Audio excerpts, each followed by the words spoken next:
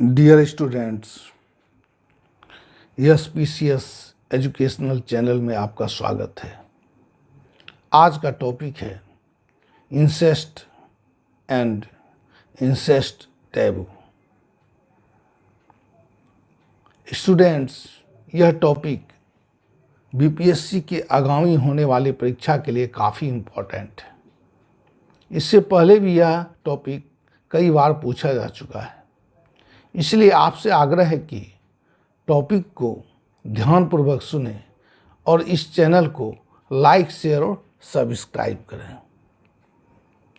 चलिए टॉपिक की ओर चलते हैं। इंसेस्ट, निकटाभिगमन अथवा कौटुंबिक व्यभिचार। प्रत्येक समाज में किसी न किसी रूप में निकट के संबंधियों के बीच विवाह अथवा यौन संबंध स्थापित करना निषिद्ध होता है। इसे ही निकटाभिगमन निषेध कहा जाता है। इसके विपरीत निकट के संबंधियों के बीच अथवा रक्त संबंधियों के बीच विवाह अथवा यौन संबंध स्थापित करना ही निकटाभिगमन अथवा कौटुंबिक व्यभिचार कहलाता है। अनेक प्राचीन सभ्यताओं में कुछ ऐसे उदाहरण हैं जिनमें निकट के संबंधियों के बीच विवाह संबंध स्थापित करने का प्रचलन रहा है। प्राचीन काल के कुछ सामंती घरानों तथा शाही परिवारों में रक्त की शुद्धता को बनाए रखने के लिए निकटाभिगमन की प्रथा का प्रचलन था।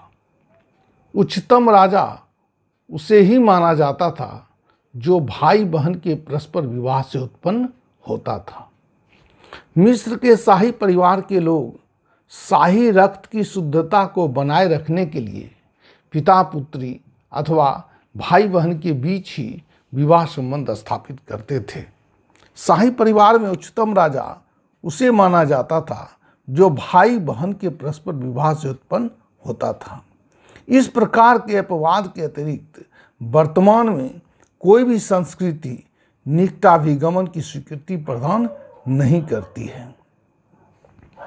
निकटाभिगमन का दुष्प्रभाव अथवा अंतःप्रजनन का दुष्प्रभाव। नंबर 1, अंतःप्रजनन के सिद्धांत के अनुसार जैविकीय आधार पर पागल, अपंग एवं शारीरिक रूप से विकृत संतान की उत्पत्ति हो सकती है। नंबर 2, एक ही परिवार के विभिन्न सदस्यों में हानिकारक और प्रभावी जीन पाए जा सकते हैं। इसलिए अंतःप्रजनन के सिद्धांत पर इस हानिकारक जीन की पुनरावृत्ति के कारण संतान अपंग एवं अल्पायु हो सकते हैं। इसी त्रुटियों के कारण मिस्र के शाही परिवार के लोग नष्ट हो गए। नंबर 3, भारत की टोडा जनजाति में प्रथा के अनुसार अपने गोत्र के बाहर परंतु गोत्र समूह के अंदर ही विवाह साथी का चुनाव करना आवश्यक होता है। इस प्रकार से अंतःविवाह के कारण ही टोडा जनजाति की संख्या लगातार घट रही है। इंसेस्ट टैबू, निकटाभिगमन निषेध। प्रत्येक समाज में कुछ ऐसे स्वजन होते हैं जो वास्तविक रक्त संबंधी अथवा संस्कृति के द्वारा परिभाषित यानी गोद लिया हुआ पुत्र या पुत्री रक्त संबंधी होते हैं, जिनके बीच नैतिक रूप से विवाह अथवा यौन संबंध का निषेध पाया जाता है। इस प्रकार से निकट के रक्त संबंधियों अथवा प्राथमिक स्वजनों के बीच विवाह अथवा यौन क्रिया का निषेध ही निकटाभिगमन निषेध कहा जाता है। आमतौर पर प्रत्येक समाज में पिता पुत्री, माता पुत्र एवं सगे भाई बहन के बीच विवाह एवं यौन संबंध का निषेध पाया जाता है। निकटाभिगमन निषेध के कारण नंबर 1, संबंधों में भ्रम पैदा हो जाएगा, परिवार में तनाव एवं संघर्ष की स्थिति उत्पन्न हो जाएगी, नातेदारी व्यवस्था सुरक्षित नहीं रह पाएगी एवं असभ्य मानव की पुनरावृत्ति होगी।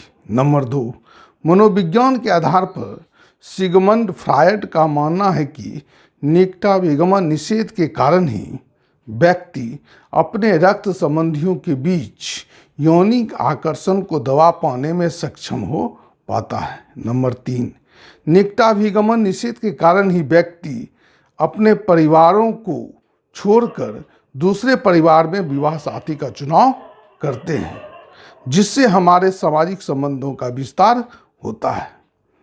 निकटाभिगमन निषेध के उद्देश्य। नंबर 1, निकट के संबंधियों, प्राथमिक स्वजनों तथा रक्त संबंधियों के बीच यौन संबंध को रोकना, परिवार में तनाव एवं संघर्ष को कम करना, समाज में नातेदारी व्यवस्था को बनाए रखना, पारिवारिक सामाजिक जीवन को विघटन से रोकना एवं प्रतिष्ठा एवं सम्मान को बनाए रखने के साथ साथ यौनिक आकर्षण को भी बनाए रखना। नंबर 2, पागल एवं अपंग संतानों के जन्म लेने की संभावना को कम करना, संतति में हानिकारक और प्रभावी जीन संबंधी विसंगति को कम अथवा समाप्त करना। निकटाभिगमन निषेध के कारण ही यौनिक आकर्षण को बनाए रखने के लिए बहिर्विवाह संबंधी नियम का विकास हुआ है। धन्यवाद।